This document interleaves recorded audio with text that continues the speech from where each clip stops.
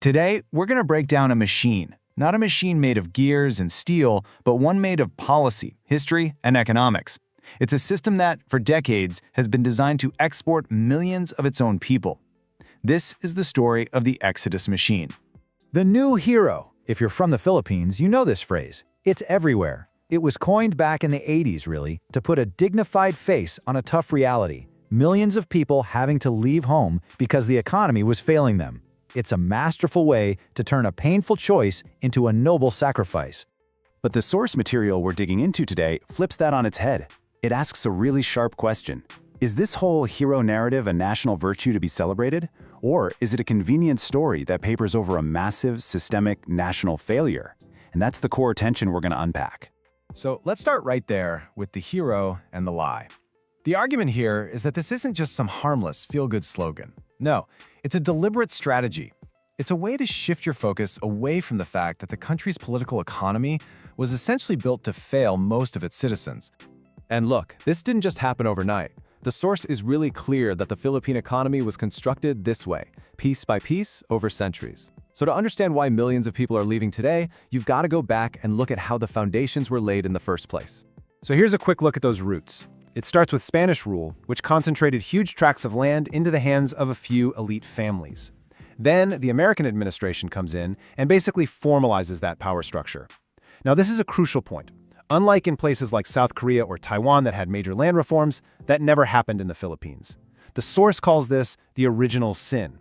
Fast forward to Marcos, and he just swaps out the old oligarchy for his own network of cronies, cementing this system of extraction even deeper. Okay, so with that history baked into the system, you can see how leaving the country, or exiting, became more than just an option. For millions, it became the only rational option. Let's look at the framework behind why that is. So there's this classic idea in political economy called exit, voice, and loyalty. Here's the simple version. Voice is your ability to change a system from within, through voting, through protest. Exit is just leaving. The argument is that in the Philippines, the system is so captured by these dynasties that your voice is essentially neutralized. Yeah, you can vote, but it doesn't change the underlying structure. So what's left? Exit. And let's put some numbers on this. In 1975, the number of Filipinos officially sent to work abroad was about 36,000. That's a lot of people for sure, but it was really just a trickle compared to what was coming. Now let's jump to today. That number isn't 36,000 anymore. It's over 2.2 million. Every year, the trickle became an absolute flood. And this isn't a story about people just wanting to travel. It's the story of a system that is actively pushing its own people out the door. And if you're wondering what's driving that flood, well, here is the brutal, simple math. Compare the daily wage in Manila to what someone can earn in a place like Hong Kong. We're talking 3, 4, even 5 times more. For so many, it's not really a choice. It's a basic necessity. And this huge wage gap, it's the direct outcome of decades of failed industrial policy, where real competitive industries that could have created good jobs at home were never really allowed to take root. So you have millions leaving and they're sending billions of dollars back home. But what happens to all that money? Well, the source uses this really powerful metaphor. It doesn't just enter a free and open market, it enters a toll booth system. I mean, the scale here is just staggering. Over $37 billion in 1 year alone. That's nearly 9% of the entire country's GDP.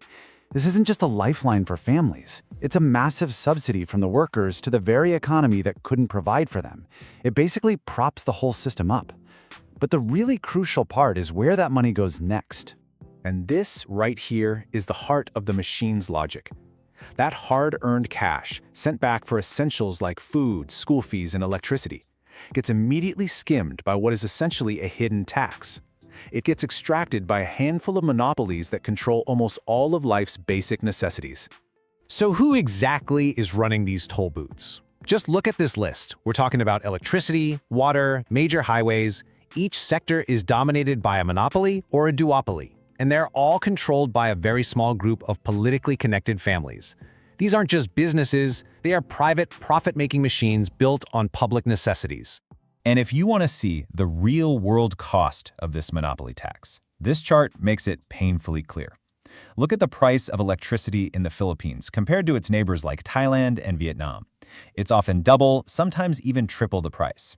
That huge difference? That's the toll. That's the monopoly tax that every single family is paying, and it's draining those precious remittance dollars month after month. So you have to ask, right? If the economic system is so obviously extractive, why doesn't politics just fix it? Well, according to this analysis, it's because the political system isn't there to fix the economic system. It's there to protect it. It's a completely closed loop. The political reality is pretty stark when you lay it out. You've got fewer than 200 families dominating the entire political landscape. They control over 70% of the seats in Congress.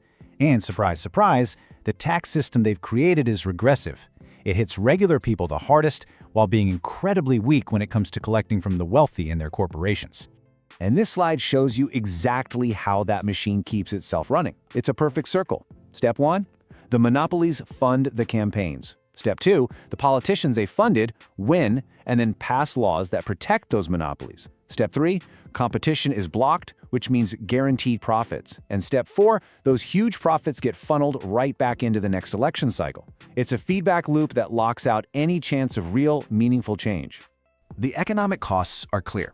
You can count them in pesos and dollars.